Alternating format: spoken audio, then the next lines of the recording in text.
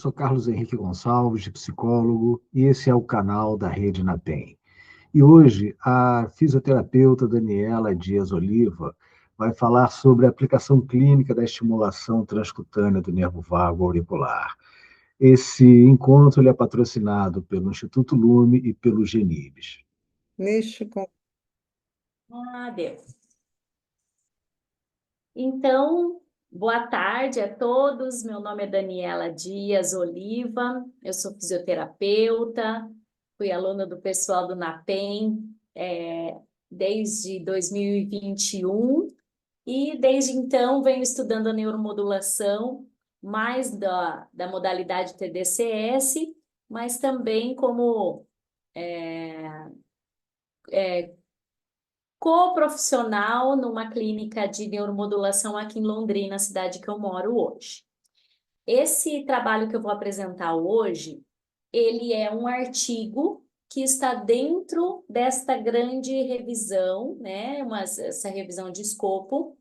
E o nosso assunto de interesse hoje é o uso da estimulação auricular do nervo vago em pacientes com enxaqueca, né? Como eu sou da área mais da tontura e tudo, especificamente estudo mais a enxaqueca vestibular, mas a gente tem tido muitos estudos relacionados à enxaqueca em geral e a gente sabe que o pano de fundo, né, a doença base é a migrânia. Então, por isso, ele se aplica também para os sintomas vestibulares. Então, esse grande estudo que já foi apresentado outro dia pelo Lázaro, né, a aplicação clínica da estimulação transcutânea do nervo vago, essa revisão de escopo, ele foi publicado, então, em fevereiro de 2024, na revista Disability and Rehabilitation, e ele avalia muitos estudos que foram utilizando de revisões sistemáticas e tudo da área de estimulação vagal, especificamente, né, de estimulação transcutânea auricular do nervo vago. É algo que eu já tenho utilizado bastante e tenho tido alguns efeitos bastante interessantes assim na prática também. A estimulação, então, ela é uma terapia que cada vez mais é emergente da neuromodulação não invasiva e os parâmetros de estimulação ideais, os protocolos eficazes, os protocolos Chan e de segurança são algo que tem sido pauta dos estudos, assim como efeitos adversos e efeitos específicos em determinados doenças ou condições dos pacientes, né?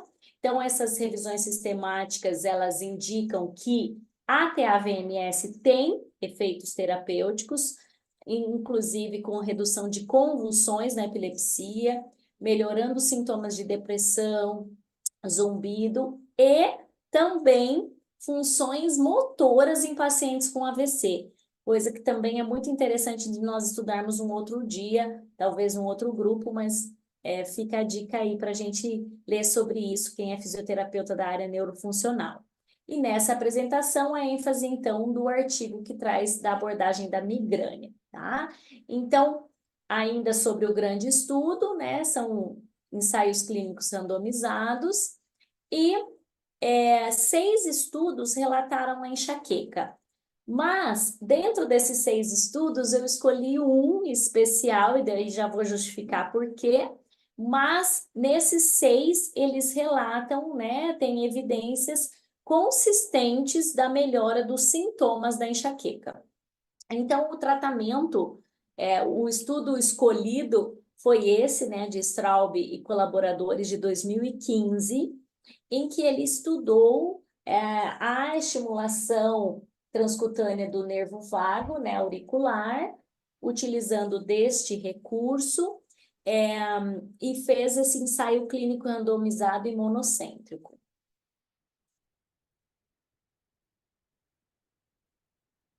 Ele mostrou que a estimulação com 1 Hz teve um efeito, inclusive, mais significativo dos sintomas de enxaqueca em relação à estimulação de 25 Hz. Que é que Lázaro, eu, Catarina, a gente mais utiliza essa de 25 Hz. Então, acho bem interessante que eles fizeram um estudo e essa estimulação de 1 Hz era no sentido de dizer assim, ao invés de estar desligado o aparelho do efeito Chan, então colocariam o efeito de 1 Hz como um grupo simulado, esperando-se que esse fosse o controle que pudesse ter, então, mais implicações, mais efeitos com 25 Hz. Esse estudo, então, ele está disponível tanto no nosso grupo quanto nesse link aqui. E os outros estudos eram estudos observacionais, né, também randomizados, e tiveram efeitos de descrição de caso num deles, utilizando inclusive um dos estudos que chama a atenção, é um que utilizou-se de 5 Hz, combinando com pressão positiva de vias aéreas, né? Para reduzir a enxaqueca numa pessoa com essa hemicrânia, que é um tipo de enxaqueca muito agressiva, tá? E teve efeitos interessantes com 5 Hz. Eu não estudei esses outros, trouxe mais esse para vocês, esse primeiro que eu citei. Então, eu quero, inclusive, trazer para vocês o tipo de recurso de instrumento que foi utilizado.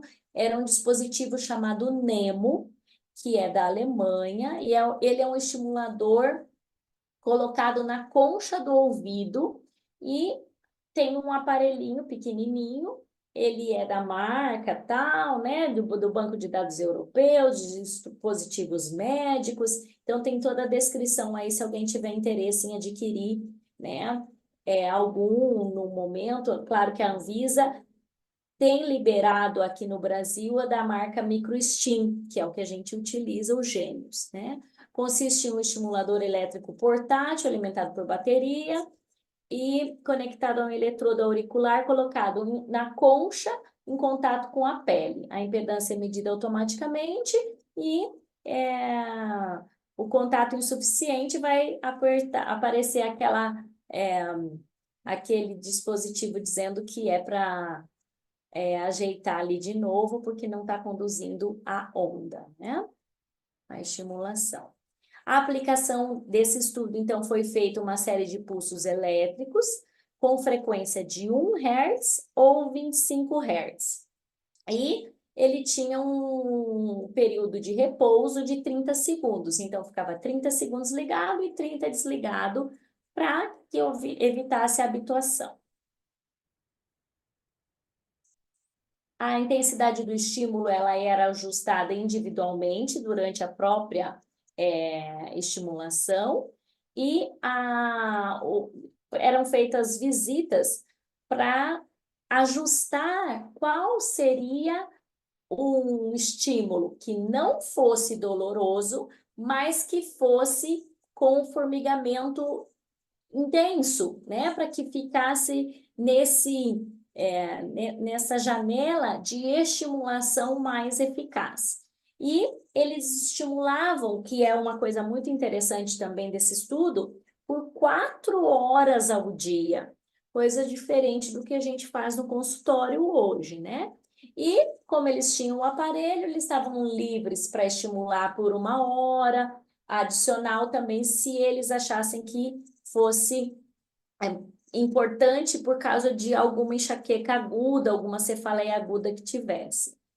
Porém, o efeito imediato do uso da neuromodulação, né, de AVMS, não foi considerado. Então, foi feito o estudo e identificado nesses 28 dias. Não era feito um relato dos efeitos dele agudos, que também a gente sabe que outros estudos trazem que há um efeito, né?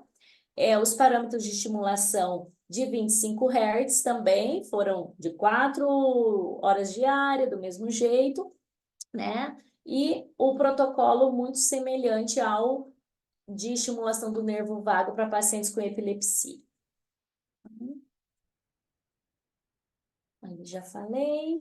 E a medida de desfecho, então, como citei anteriormente, era uma média de dias de dor de cabeça nesses 28 dias. Um dia de dor de cabeça foi definido como um dia de calendário com dor de cabeça, quando ele tivesse mais do que 4 horas de duração, ou aquela dor de cabeça que, quando ele tomasse uma medicação, ele teria abortado aquela crise, né? Como se acontece geralmente, tá?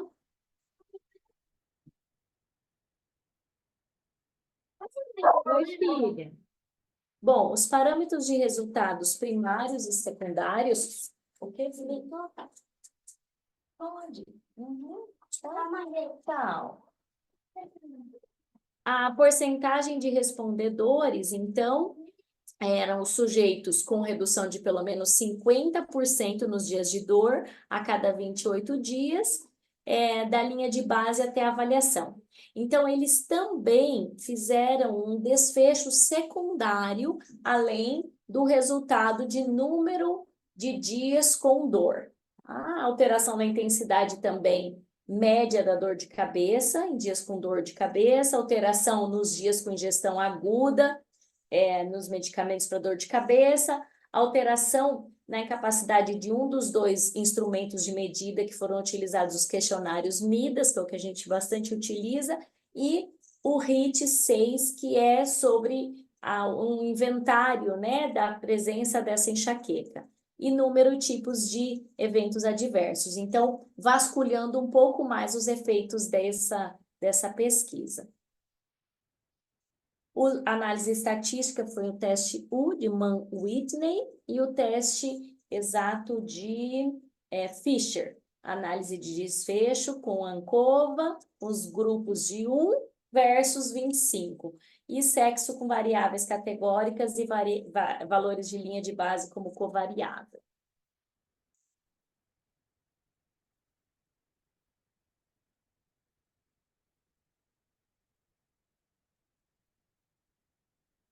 O estudo, então, foi conduzido de março de 2012 a julho de 2014. Um total de 46 pacientes foram randomizados para o grupo de 1 Hz, 22, o N, e o grupo de 25 Hz com N de 24.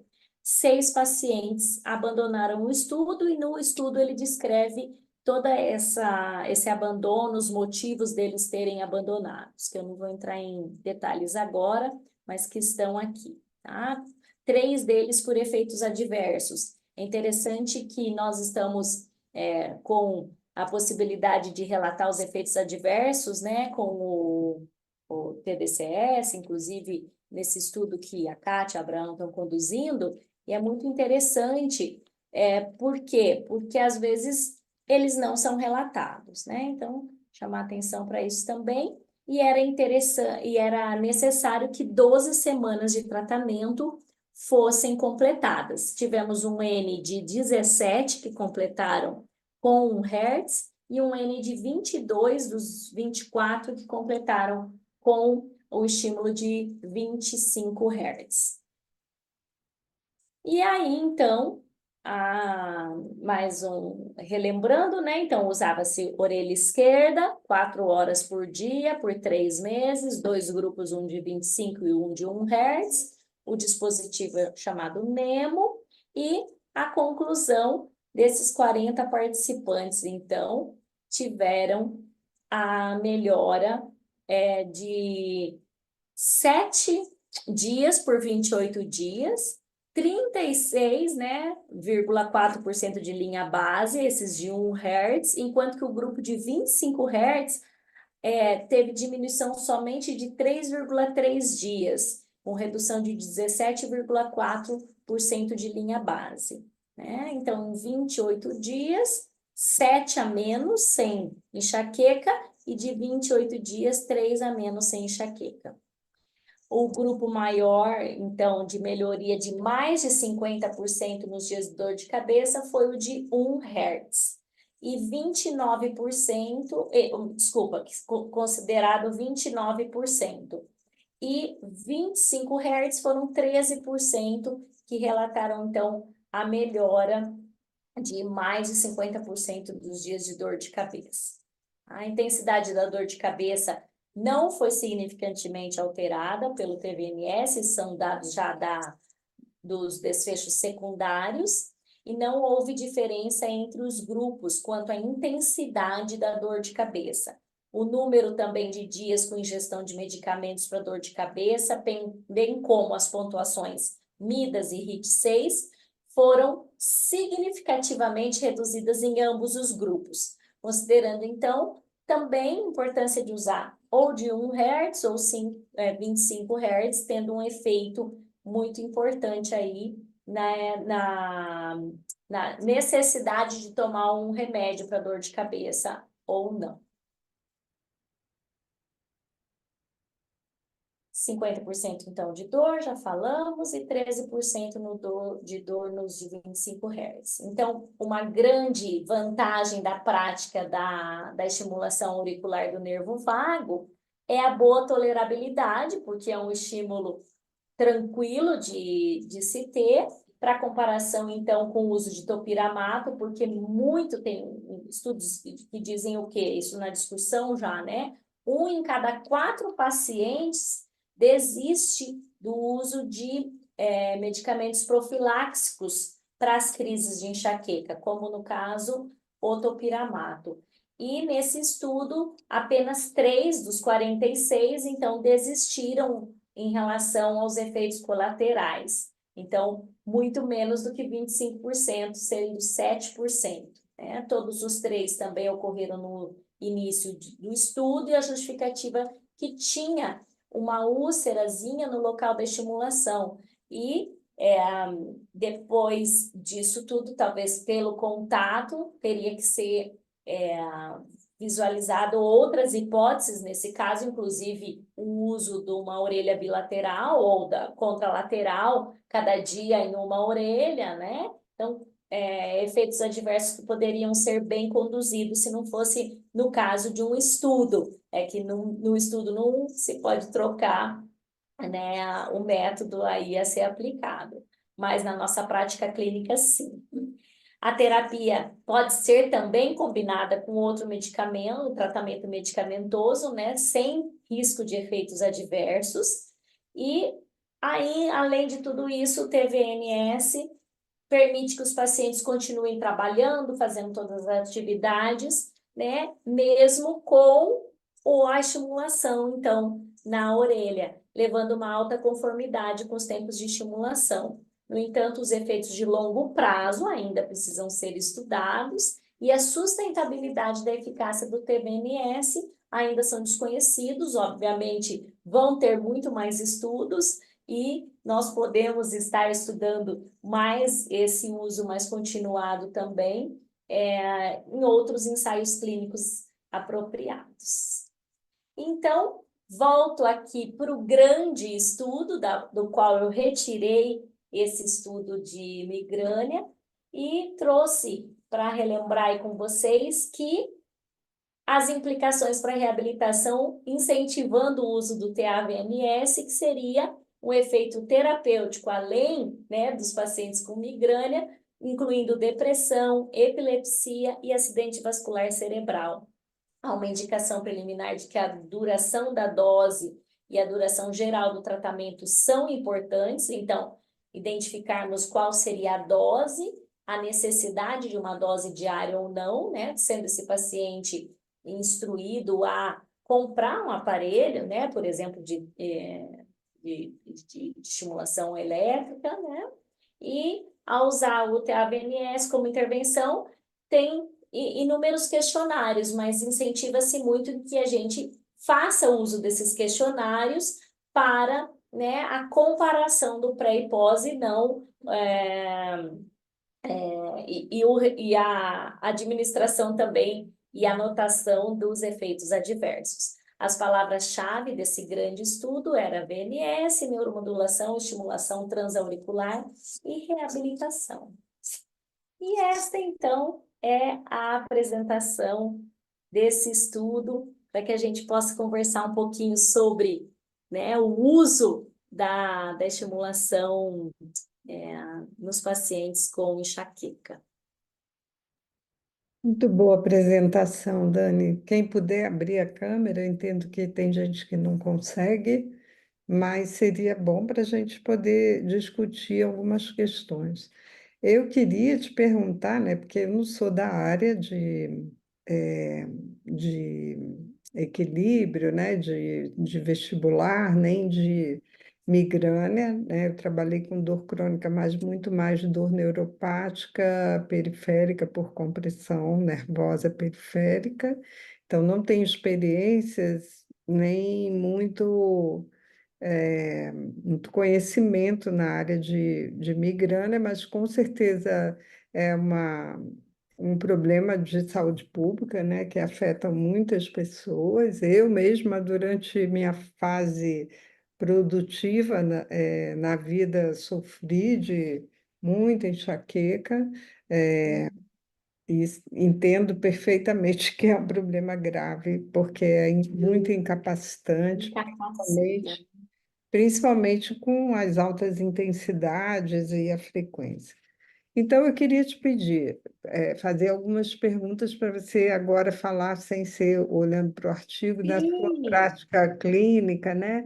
Como você vê essa coisa da escolha da frequência, né? 1 Hz e 25 Hz. Quando você já viu, porque eu vejo que os pacientes são diferentes, tem gente que você usa um protocolo inibitório e ele não responde bem, aí você vai para um protocolo excitatório, responde bem. E outros são exatamente o contrário. A gente ainda tateia, assim, né? Vai tentando achar o melhor resultado para o nosso paciente real e na pesquisa a gente vê que existe essa dúvida. Qual é a melhor frequência em casos específicos, né? Com protocolos individualizados na sua prática clínica? Usar 1 Hz ou usar 25 Hz? E a segunda pergunta, bom, responde essa, depois eu faço outra. Tá bom. Então, é um assunto de interesse meu, porque a minha filha tem 9 anos, né? E começou com sintomas desde os 3 aninhos, eu imagino que ela tinha até bem antes. E ela tomava muito leite, leite, leite, leite. E provavelmente já tinha uma intolerância assim e desencadeava muita enxaqueca nela, a ponto dela falar das auras, né? E depois do curso, eu comecei a utilizar nela. Então, ela com. Nós estamos em 2024, ela estava com 6 anos, né? Então, comecei a utilizar nela e os efeitos eram, assim, muito interessantes. E usava sempre com 25 Hz. Então, eu nunca usei com 1 Hz. Por isso que foi curioso esse estudo, e aí o Lázaro me ajudou a fazer a escolha dele. Ele disse, Dani, veja esse de repente, por quê? Para lançar essa opinião da gente, como precisa de uma organização, às vezes essa estimulação sutil, né? Ela já vai fazer o efeito, porque inclusive técnicas que a gente utiliza de toques sutis nós não vamos ficar fazendo isso porque nós vamos estimular mais. Então, talvez nessa linha poderia ser, a partir de agora eu até vou tentar, de repente algum paciente que não tenha tanto efeito com os 25 Hz, e vou colocar em mim também. Eu não tenho com crises assim, mas eu vejo uma irritabilidade e tal, e hoje a gente vai tendo práticas de saúde melhores, tomando muito mais água, a gente descobre, né, como manusear essa possível enxaqueca. Mas é sim, é uma novidade para mim, 1 Hz também, Kátia. Ah, você tá mudo. Então, na prática clínica, você nunca usou 1 Hz. Não, Não viu ainda isso. Ok. não. Então, vocês, na prática, veem um bom resultado com 25. Com 25. E a pergunta é, né? Você está mexendo com um nervo craniano que tem efeito sistêmico, né? Que a gente sabe que ativa sistema nervoso autônomo. E aí fica a pergunta, né? O sistema nervoso autônomo, ele precisa de um estímulo eh, sutil ou de um estímulo de maior Maior. intensidade? Eu não sei, né? O que que o sistema nervoso autônomo precisa, né? Eu não sei mesmo, mas é, acho interessante essas perguntas e acho que vale a pena continuar pesquisando, porque pelo resultado do artigo, 1 Hz foi melhor que 25 Hz, né? Aí Sim, você não ficou morrendo de vontade de tentar aplicar nos pacientes para ver? com certeza, com certeza.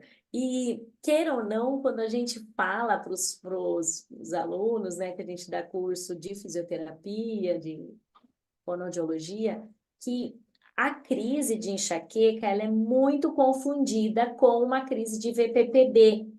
E pensa a pessoa que já está com uma hiperexcitabilidade do sistema nervoso central, sem o controle top-down, e você fazer manobra esperando que vai melhorar aquela vertigem, né, rotacional, coisa que 1 Hz, vamos dizer assim. Então, o que eu falo cada vez mais, e isso me deu mais base, o que o paciente precisa é de parar, uma musiquinha.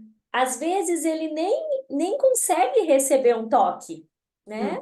Então, o mindfulness, outras técnicas, assim, um escalda-pés eu já fiz, e, por exemplo, me coloquei a fazer escalda-pés na paciente, ela começou a chorar, assim, desesperadamente, ela dizia, eu não acredito que você está sentada aí no chão, fazendo um shiatsu no meu pé e um escalda-pés. E aí aquilo também faz vazão de outros Uhum. fatores que possam ter levado a essa crise de enxaqueca, né? Ou levado ou perpetuando, né? Porque uma vez que você está diante Perpetuando. Exatamente. de uma dor muito intensa, todos os sistemas entram em alerta, né? E a gente começa a dis- gerar disfunção em várias outras coisas. As pessoas ficam falando, porque isso é psicológico. Não, toda dor é Não. psicológica. Não tem como não ser psicológica Ela também. é A gente não vê percentual, a né? psique faz assim, já que eu estou com dor, deixa a psique lá de lado, eu vou ficar só com a dor do corpo. Não existe Aham. isso, né? O sofrimento, às vezes, da dor intensa, ele com certeza desestabiliza nosso funcionamento psíquico, porque o funcionamento psíquico é cérebro também, né? E dor Hum. também é cérebro, então tá tudo ligado. Eu acho muito importante que a gente faça muitos estudos nesse campo, inclusive para determinar a dosimetria, né? Eu vejo que a gente vai pegando os artigos e tenta imitar aquilo ali, propõe 10 sessões consecutivas. No entanto, às vezes você vê um melhor resultado quando você intervala as sessões. Uhum. Porque o paciente diz, eu não posso, não tenho condição de vir todos os dias, então eu só posso vir 2 vezes por semana. E aí você vai se adaptando e de repente você descobre, meio que nem esse artigo, né, que era 25 Hz, de Uhum. repente descobre que 1 Hz pode ser suficiente, então para que fazer tanto? E pode ser até melhor do E que. pode ser melhor, que foi o mais curioso, né? Exato, muito interessante o estudo, e eu acho que a gente tem muito para caminhar ainda, principalmente em dosimetria, na neuromodulação, sabe? Principalmente com TAVNS, que tem mostrado efeito incrível em relação a vários quadros. A gente está usando num paciente com AVC e deu uma resposta realmente extraordinária. Com depressão também estou usando e vendo respostas incríveis, melhor até do que medicamento, né? Então, eu tenho a impressão de que a gente ainda não sabe qual a melhor dose, né? Por quanto tempo de duração, qual a frequência ideal, né? Como esse estudo está mostrando, todos os Até mesmo 4 horas, talvez demais também, parâmetros. né? Ou de menos, enfim. Se é melhor intervalado, é melhor dias consecutivos, o que que o sistema nervoso autônomo, o que que ele faz com esses estímulos, né? Quais as melhores respostas? Muito interessante mesmo. É, Kátia, e essa correlação da enxaqueca com o nervo vago é muito, muito, muito interessante. Inclusive, o Dr. B, que é um que tem um livro, deixa eu até pegar aqui para mostrar para vocês, é um livro maravilhoso.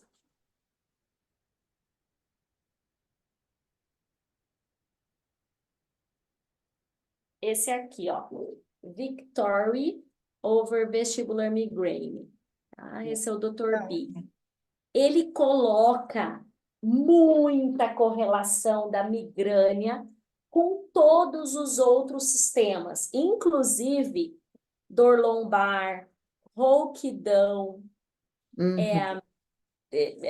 maior salivação, assim, sai um líquidozinho do nariz, avermelhidão do olho, como se fosse uma infecção urinária, mas só aquela sensação de vontade de uma hiperreflexia de bexiga, alterações gastrointestinais com diarreia ou ressecamento das fezes, é, ansiedade, depressão, convulsão, Posso te pedir o favor de você fotografar esse livro aí e botar lá no grupo, porque claro, eu acho que claro. se ele fala bastante sobre o sistema nervoso autônomo, a gente deveria estudar bastante esses efeitos para a gente poder estar, justamente, já que a gente está vendo que TAVNS funciona para tantas coisas, é o projeto do Carlos é com ansiedade, né? A gente ainda não encontrou ensaio clínico com ansiedade e TAVNS, aí por isso que ele vai fazer esse estudo com TEPT, né, no caso específico Ai, que legal. de estresse pós-traumático, mas a gente acredita que também vai ter um efeito, mas a gente precisa justamente dessa fundamentação é, teórica, né, de como o sistema nervoso autônomo responde e controla os circuitos frontolímbicos, principalmente, né, que tem a ver com as áreas afetadas no TEPT, né? Então, muito Uhum. importante para a Ah, gente. eu Legal. acredito que o Dr. B vai ser um excelente autor para vocês pesquisarem isso. Inclusive, eu tenho algumas palestras dele que eu coloco aqui nos slides. Eu vou dar aula esse final de semana em São Paulo e estava preparando os slides, por isso estou cheia das coisas ali sobre esse tema também. Ah, Então, muito vamos trocar mais ideias. muito interessante. Acho e é interessante porque não é exatamente extracefálico, mas é como se você pode chegar, que nem a estimulação periférica, né? Isso. Uhum. Você pode chegar a modular o sistema nervoso central sem estar diretamente no neurônio do cérebro, né? Você Sim. vai por vias muito mais, vamos dizer, mais seguras para o paciente, né? Porque, Uhum. quer dizer, se bem que o sistema nervoso autônomo tem seus riscos também, né? De Sim, estimular. mas a própria condução, claro, é um artigo só, mas, por exemplo, os desconfortos mínimos, assim, de reações adversas, né, notáveis. Claro que a gente vai ter mais respostas depois. Eu fiquei com uma dúvida. Quando eu falei da Anvisa, na hora da apresentação que eu me lembrei, é para o TDCS, não para a estimulação vagal, porque com o TMS, com o eletrodo de contato, se faz a Como estimulação vagal. qualquer Todos. Eu, estimulador. eu, eu me equivoquei na hora ali, que eu lembrei Não, mas da. o TAVMS, o aparelho Gênios da NKL, ele tem a opção já pré-programada para fazer Isso. estimulação vagal. Enfim, mas, enfim, é uma coisa. Agora, em relação aos desfechos, né? No início, eu fiquei assim, ele está olhando para os respondedores e não respondedores, teve uma perda de segmento, não fez intenção de tratar, né? Eu acho. Não sei, Uhum, não vi isso, não reparei se ele usou os dados, eu não encontrei esse dado lá. uhum, Mas aí eu fico pensando, mas acabou que depois você mostrou que ele, na verdade, avaliou vários desfechos. Mas para a inclusive os parte estatística, secundários, né? Que eu acho que ele fez bem feito para não ser tendencioso de só melhorou esses ou não, poderia ser ao acaso também, né? é. Não, eu É acho que ele bom. tratou estatisticamente, mas sempre que a gente vê assim um estudo que avalia muitos desfechos, é como se também, por outro lado, aquilo que você espera que melhore no paciente pode não melhorar, mas aí eu mostro que melhorou isso, aquilo Entendi. outro.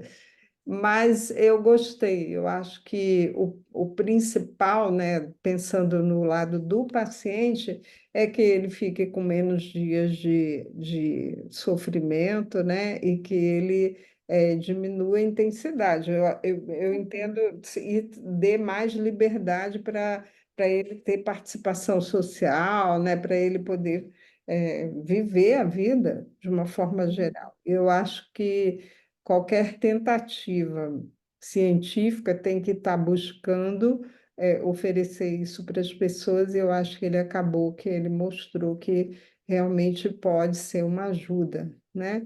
Não é não é uma coisa milagrosa assim que vai curar, né? Uhum. Tem muita gente que não melhorou, mas eu acho que é mais uma alternativa. Como a gente sabe que os pacientes não respondem igual, você pode dar o mesmo medicamento que para um funcionou muito bem, para o outro não vai funcionar nada, né? É, por, por exemplo, o sistema neuroimune, né, também nessas questões das enxaquecas, eu nunca respondi com os remédios próprios de enxaqueca, né, Neosaldina, não sei o que, nunca tive resposta para isso. Tinha que tomar 4 para ficar assim meio grogue para poder fazer algum alívio, porque era Hum. intensa dor. Sabe o que que eu respondia super bem? Anti-histamínico. Então, Ah, cada um é único, é. vai ter respostas diferentes, né? Tanto Kátia, você vai gostar desse livro, porque ele trata exatamente isso.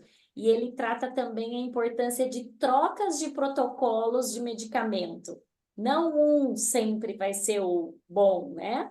E Aham. claro, e com as classificações, se você tomar bem no iniciozinho dos sintomas determinados, ok. Mas depois que a crise já está instalada, tem que ser os abortivos mesmo, Tem que obviamente. ser, exato. Exatamente. E, enfim, parabéns, Dani. Muito bom esse trabalho que vocês continuem mostrando para a gente. Pratique agora 1 Hz para ver o que acontece, a gente Uhum. poder aprender também com a experiência clínica, né? Porque a gente, Sim.